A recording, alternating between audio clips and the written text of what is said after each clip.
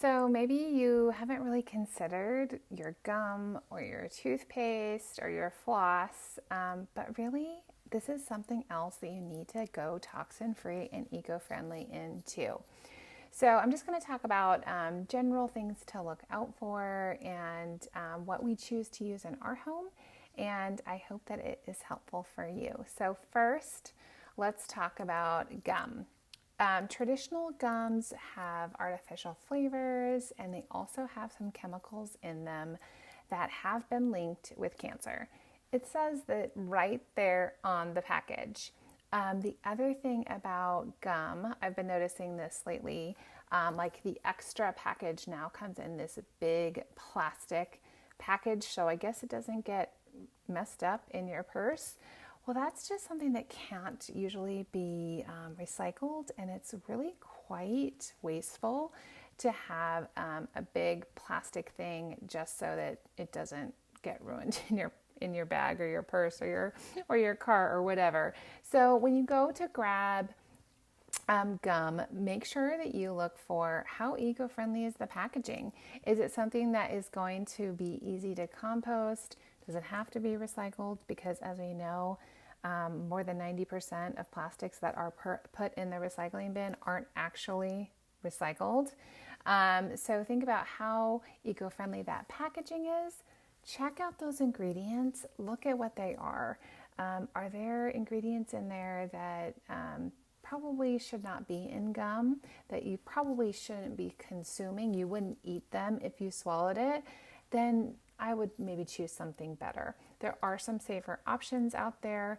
Spry is a great brand, and there are some others out there. So just check out the ingredient label like everything else.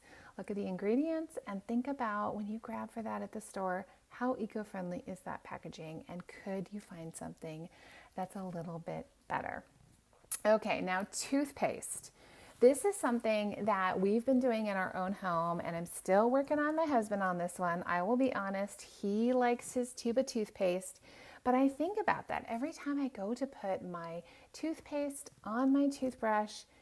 That tube that toothpaste comes in, that is not got it. I don't even think you can recycle that, right? I mean, I don't think they're going to melt that down and make more plastic from it. So I have been trying to switch to a little tablet that you bite and then chew. I'm still looking for one that has a little bit better disclosed ingredients, because some of them say natural mint flavor, and I'm still looking for a brand that discloses what that is, what that natural mint flavor is. If you have a great brand that you love, please send it my way. I would love to try it.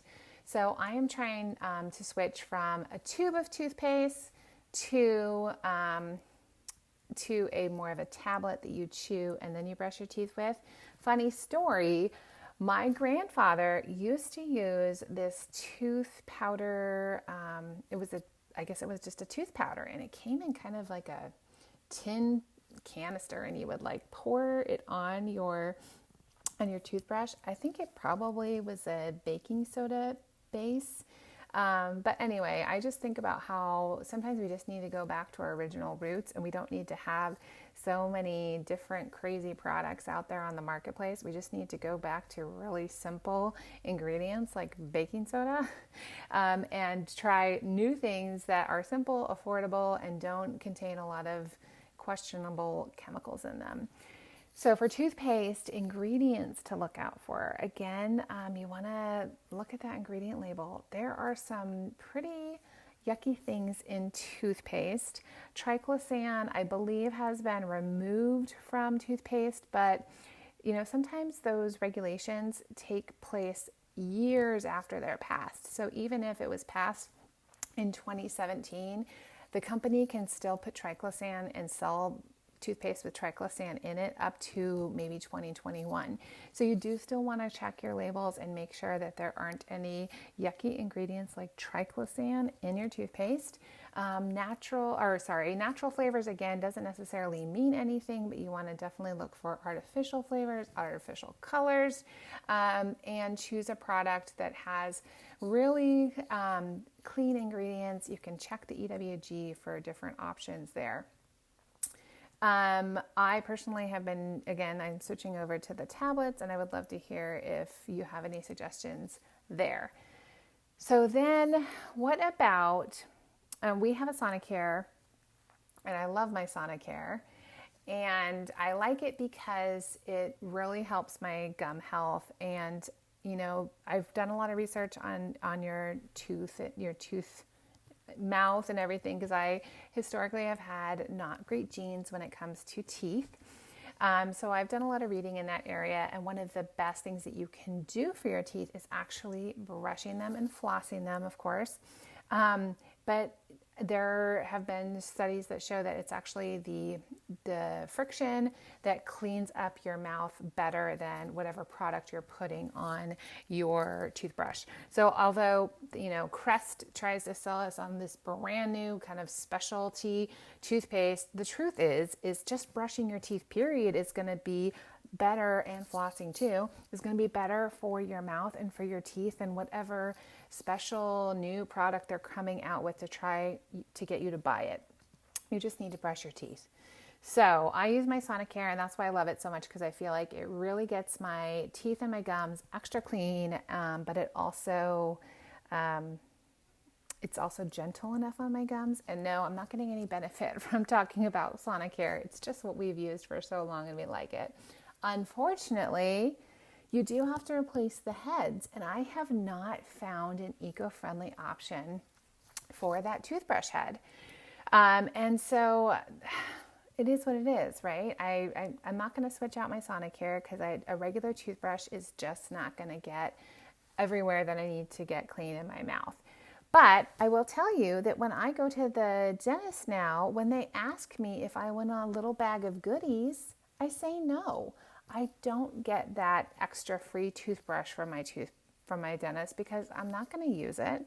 I don't get that little sample of toothpaste, because that's another little piece of plastic small tube of toothpaste that is probably going to sit in my drawer. I'm not going to use it because I don't like the ingredients in it anyway, and then it's going to get thrown away eventually. So I say no to that free little goodie bag from the dentist, because it's all full of plastic. It's all going to end up in a landfill. It's not going to get recycled. So that is one way that I'm trying to make better choices when it comes to my toothbrush, and just saying no. So if I do have a travel toothbrush and I don't want to take my Sonicare with me, I get a bamboo toothbrush that is going to be better for the environment and will decompose. And that's what I take with me when I'm traveling, instead of getting the free toothbrush from the dentist. Okay, now let's talk about floss. I'm an avid flosser. Every night I floss my teeth because, as you heard earlier, I just am genetically disposed to bad teeth. It just is what it is. Not great gums, not great teeth. And so I have to be really vigilant about taking care of my mouth. So floss. Did you know that like typical floss, like the Glide brand floss that gets in there so easily, did you know that those are coated with PFAS? And we had an episode about PFAS last month or the month before, and those are these chemicals that are really not good for you, and they're really not good for the environment. So it's kind of unfortunate that we have to be really vigilant that we pick the right products, even when it comes down to our floss. So I have been choosing, I'm not sure what the brand is, I'd have to go look it up, but I've been using a floss that is made from an eco-friendly material. It is not coated in any sort of chemicals at all. It's just floss, and it comes in a cardboard container instead of the plastic container, and it works. It's floss. It's just the same as any other floss, and it works really, really well, and it doesn't have any of those chemicals in it. If you are a person that uses those little pick flossers, I urge you to switch to an eco-friendly option. A lot of times those are little plastic flossers, and you're using one a day, and all of those are just getting thrown away, and that is just so wasteful. So they have some compostable options that are made from corn and other materials. And so You know, if you're a flosser, a floss pick kind of person, try and choose those more eco-friendly options. I do not know, I haven't looked into whether or not those are coated with any yucky chemicals, but I wouldn't be surprised if they were. So do a little deep dive on your own, check that out, and maybe choose little pick flossers that are better for the environment and better for your mouth. So that's all I have today about gum, toothpaste, and products for your mouth. Um, if you use brighteners, or if you use mouthwash, I would also be a little bit more careful about what you're putting on your teeth and in your mouth. I know that like the Crest White Strips are really popular. I have shied away from them just because, gosh, I haven't even looked at the ingredient label because I figured it was just probably pretty terrible for you. There is the brand Dr. Bright that has a whitening pen, and they have another safe whitener product as well. So you could look into that if you're into if you're into whitening your teeth. Dr. Bright, I think, also has some toothpaste and some mouthwashes that you should look into.